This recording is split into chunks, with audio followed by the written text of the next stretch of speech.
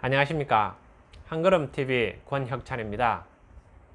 오늘은 메타인지에 대해서 이야기를 해보도록 하겠습니다.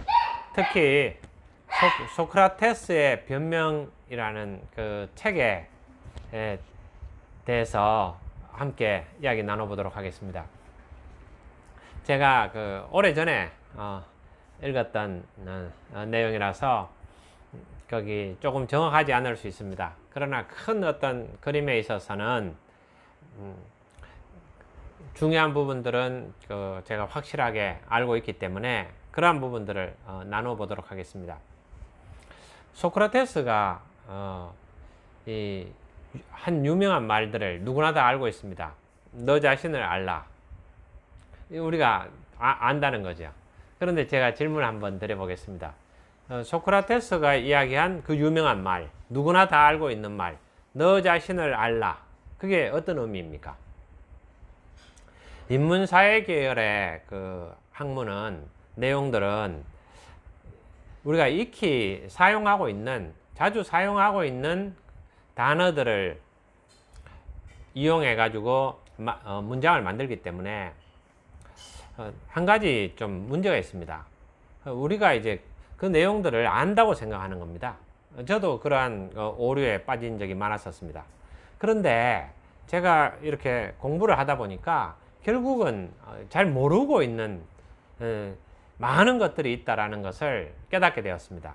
소크라테스의 이야기도 마찬가지입니다. 너 자신을 알라. 그게 어떤 의미인지 제가 가까운 여러 사람들하고 또 이야기를 나눠봤는데 대부분이 그 의미에 대해서 잘 이해를 하지 못하더라고요.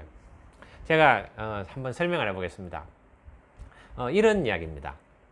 소크라테스 친구가 그 신탁을 받았는데 인간 중에서 소크라테스가 가장 똑똑하다, 뭐 훌륭하다, 이런 이야기입니다. 그래서 소크라테스가 그럴 리가 있느냐, 절대 그렇지 않다, 그걸 이제 증명하기 위해서 여러 사람을 만났답니다.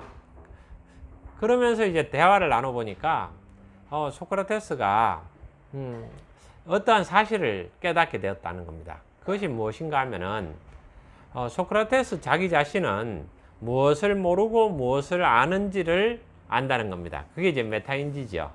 근데 많은 사람들이 무엇을 모르는지 무엇을 아는지 그 자체를 모르고 살아가고 있더라는 것입니다. 그래서 내가 제일 좀 똑똑하다라는 것은 소크라테스의 생각입니다. 이러한 의미겠구나. 이런 이야기를 합니다. 그러면서 이제 제가 소크라테스의 변명이라는 그 책을 아주 어릴 때 좀 재미있게 읽었던 기억이 납니다. 그렇게 두껍지 않은 책들이고 많은 분들이 읽어보셨을 겁니다. 거기 이런 이야기가 나옵니다. 많은 사람들이 죽음에 대해서 두려워한다. 그런데 죽음에 대해서 아느냐? 잘 모르는 거 아니냐? 뭐 이런 이야기입니다. 소크라테스 이야기죠. 만일 죽음이 아무것도 없이 없어져 버리는 거라면은, 그러니까 존재가 소멸되어지는 거라면은 그것은 마치 한여름 날에 달콤한 꿈 같은 거 아닐까? 그런 겁니다.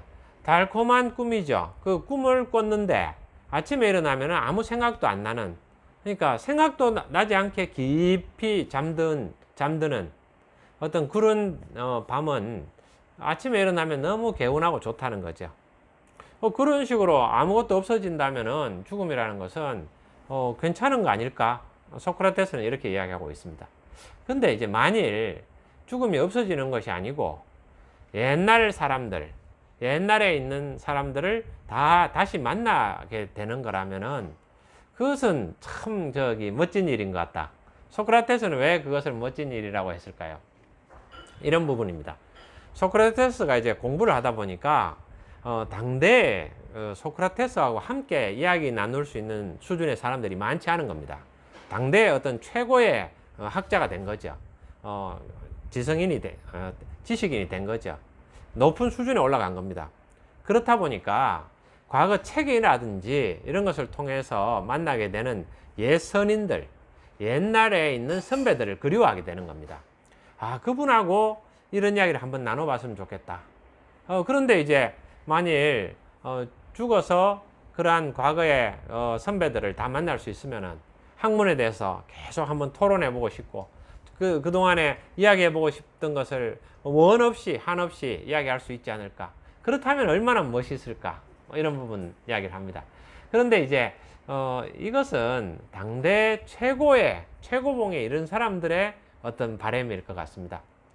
저도 그런 생각들을 해보면은 참 멋진 일이라는 겁니다. 저는 뭐 당대 최고의 어떤 일가를 이루고 그러지는 아직 못했습니다만은 그냥 옛날 그 책에서 만났던 선배들을 그리고 떠나간 사람들을 다시 만나가지고 그 학문에 대해서 같이 이야기 나누고 그러면 멋지지 않을까. 뭐 이런 소크라테스의 바람에 대해서 저도 숟가락 얹어 봤습니다. 그거 괜찮겠다 이런 생각입니다. 그래서 소크라테스가 이제 죽음에 대해서 사람들이 뭐 그게 영원한 잠 같다든지 아니면은 옛날에 있는 선배들 다시 만나게 되는 거라든지 그런 어떠한 것을 모른다는 겁니다. 모르면서 왜 두려워하느냐라는 거죠. 마치 아는 것처럼. 소크라테스의 그 이야기를 듣고 보니까 저도 뭐를 아는 건 아닐까 뭐 이런 생각도 들기도 하고요. 사람들은 죽음 이후의 세상에 대해서 알지 못합니다. 물론 이제 성경에 그런 것을 기록해서 그것을 믿는 많은 사람들이 그것에 대해서 알게 되죠. 그러나 그런 것들이 전혀 아니고 일반 모든 사람들은 그것을 인정하지 않는 사람들도 죽음에 대해서 막연하게 두려워합니다. 소크라테스가 우리는 모르는 것에 대해서 마치 아는 것처럼 생각하는 것이 아닌가라는 이런 이야기를 하는 것을 제가 들었습니다. 그 소크라테스의 어떤 서로 대화법을 통해서 소크라테스 보고 이제 그 아테네 사람들이 죽여버린다고 해서 그렇게 이제 협박을 하죠. 근데 이제 소크라테스는 그런 이야기를 합니다. 죽는 것이 과연 나쁜 것인가? 그걸 알고 지금 나를 협박하는 거냐? 뭐 이런 이야기들인 것 같습니다.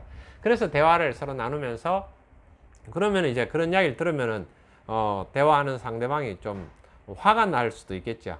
그러나 소크라테스는 자신이 죽고 사는 그런 문제보다는 진리를 탐구하는 부분에 대해서 거기에 더 집중되어 있는 거죠. 그것은 도대체 무엇이냐? 죽음이란 무엇이냐? 죽음 이후의 세상은 어떤 것이냐? 나는 그것에 대해서 얼마나 알고 있느냐? 이런 이야기들을 이제 소크라테스가 그 당시의 사람들한테 던졌는 이야기죠. 그런데 이제 저도 이제 그 먼 시공을 떠나서 그 책으로 소크라테스를 만나고는 참 멋있다 이런 생각이 들었습니다. 야, 당대 최고의 경지에 이르러서 죽음을 넘어서서 어떤 그런 부분에 대해서 대화를 나눈다든지 이런 것들은 참 멋있는 것 같습니다. 자, 제가 이 이야기를 좀 드리겠습니다. 우리는 많은 학문을 공부합니다. 깊이 있게 많이 들어갑니다. 근데 제가 하나 이제 깨달은 것은 많은 사람들이 들어가서 거기서 헤매다가 또 헤매다가 그렇게 헤매다가 그냥 죽는 겁니다. 제가 이걸 깨달았어요. 그냥 막연하게 들어가서 어떤 부분에 대해서 많은 부분들을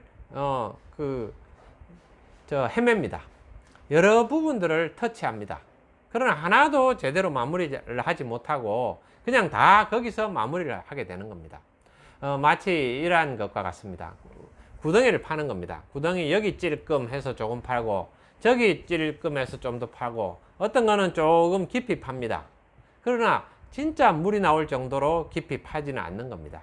그래서 여기 찔끔 저기 찔끔 조금씩 구덩이를 많이 보면 여기저기 구덩이 조금씩 파놓습니다. 그런 파면은 이제 거기가 어떻습니까? 비가 오고 이렇게 하면은 거기 이제 물이 고이고 하면은 내가 걸어가다가 거기 빠지기도 하고 이렇게 되는 겁니다. 저는 생각해 보니까 이건 아니구나. 이거 확실하게 깨달았습니다. 그래서 저는 한 개의 구덩이를 파더라도 확실하게 파야 되겠다. 그걸 제가 결단을 했습니다. 그래서 제가 이제 여러분한테 말씀드렸듯이 이 세상의 진리는 50가지는 넘지만은 100가지는 되지 않는다. 뭐 이런 그 이야기를 제가 책에서 읽고 이거 멋있는 말이다 이렇게 생각했습니다. 그러면 나는 내가 몇 가지만 내가 붙잡아야 되겠다. 한 가지라도 제대로 된 것을 붙잡으면은 그것을 내가 깊이 있게 파서 그것에 대해서 확실하게 알아야 되겠다. 그렇게 결단했습니다. 그러다 보니까 결국은 마찬가지죠. 무엇을 알고 있는지, 무엇을 모르는지 그런 부분에 대해서부터 먼저 시작해야 됩니다. 그래서 어떤 부분에 대해서 좀 깊이 있게 하나를 확실하게 알게 되면은 그것을 할 수 있게 되고 그것을 가르칠 수 있게 되고 또 새로운 것을 만들 수 있는 것 같습니다. 그러다 보니까 저는 이제 일반적인 부분들을 계속해서 그걸 탐구하는 겁니다. 몇 가지를 탐구하는 부분들인데 그 중에 하나는 이런 것들입니다. 어떤 걸까요? 인간관계에 있어서는 중요한 것은 어떤 것입니까? 먼저 다가가는 것이다. 이런 부분들이죠. 내가 인간관계, 사람들과의 사귐에 있어서는 어떻게 해야 될까? 먼저 다가가는 것이 중요하다. 이런 부분입니다. 그것에 대해서 깊이 있게 알려고 노력합니다. 자, 이제 마무리합니다. 해서, 그 부분만 하나만 해도 깊이 알려고 하면 계속 그것에 대해서 생각합니다. 다가가는 것이 무엇일까? 그래서 제가 계속 고민하고 실제 다가가 보았습니다. 사람들한테 만나면서 다가가는 거죠.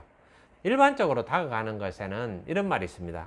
그 중국의 그 말에는 뭡니까?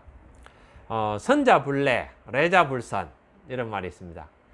착한 자는 그러니까 올바른 사람은 나한테 도움이 되는 사람은 선자는 불례 다가오지 않는다는 겁니다. 그리고 그 레자 나에게 다가오는 사람은 불선 착하지 않다 이런 말입니다. 그 이런 겁니다. 사람들이 각자 다 자기 이익이 있어 가지고 자기 이익 때문에 나에게 다가온다는 겁니다. 그래서 우리 다 그렇지 않습니까? 어떤 사람이 갑자기 연락하는 거는 나한테 뭔가를 바라는 것이 있는 거죠. 내가 나한테 뭘 팔려고 하거나 나한테 어떤 도움을 받으려고 그렇게 찾아온다는 겁니다. 그게 이제 일반적인 사람들의 생각입니다. 그러나 그렇지 않은 경우도 있죠. 사람들이 나를 도와주기 위해서 나하고 친해 보려고 다가오는 어떤 이런 경우도 있는 것 같습니다. 그래서 친구들 이렇게 만났을 때 같은 이제 그 중고등학교 때 같은 반이 되잖아요. 같은 반이 되면은 먼저 다가와 가지고 그 친구가 이제 나에게 이야기할 때는 어떤 겁니까? 나하고 친해지려고 나한테 이제 순수한 마음으로 나에게 다가오는 겁니다. 물론 의도가 있겠죠. 의도가 뭡니까? 나하고 친해지려고 내가 좋아서 그렇게 다가오는 그런 만남들이 있습니다. 그래서 그 만남 근데 이제 그렇게 다가가려고 해보니까 거기 많은 이야기가 있습니다. 다가가면은 사람은 거절당합니다. 왜 그런가 하면은 사람들이 자기 마음에 상처가 있는 사람들이 많거든요. 다가가다가 또 자기가 자존감이라든지 이런 것들이 올바로 정립되지 않으면 다가가는 것들이 힘든 겁니다. 다가갔다가 상처를 입게 되기 때문에 그렇습니다. 그러한 부분들은 제 한평생에 이제 그 생각들은 인간관계에서는 먼저 다가가는 것이 다가가는 사람이 훌륭하다. 그런데 제가 이제 저는 이제 제가 자꾸 그 성경을 이야기하는 것은 좀 이해를 해 주십시오. 제가 그쪽으로 이제 저는 배우고 제 모든 생각이나 철학들이 그쪽에 있으니까 그래서 이제 예수님이 임마누엘로 해서 찾아왔는 겁니다. 지금 저 마무리합니다. 해서 그렇게 해서 지금 그 인간에게 찾아온 거죠. 그 마음을 생각해 보니까 저는 그래 이게 제일 최고의 다가감이라는 것은 예수님이 우리를 위해서 우리를 살려주시기 위해서 다가왔다 이런 것들이죠. 근데 그걸 이제 깊이 하고 다가가는 방법들에 대해서 생각하고 이런 겁니다. 제가 여러분 지금 유튜브를 찍는 것은 또 어떤 걸까요? 이것도 하나의 방식입니다. 제가 다가가는 거죠. 다가가서 또 나누는 그런 삶인 것 같습니다. 자, 오늘은 여기까지 하도록 하겠습니다. 메타인지라는 것은 먼저 무엇을 알고 무엇을 모르느냐 하는 큰 부분들입니다. 오늘 이제 사실은 우리 와이프가 PD가 왔다 갔다 하면서 지금 요리를 하다가 보니까 제가 이제 좀 끝내는 부분에 빨리 끝내려고 이야기를 하다가 중간에 딱 끊을 수가 없기 때문에 근데 이제 그래서 조금 약간 더 길게 이야기할 수 있었던 것 같습니다. 자, 그러면은 오늘은 여기까지 하도록 하겠습니다. 다음에 좀 더 이어서 말씀을 드리겠습니다.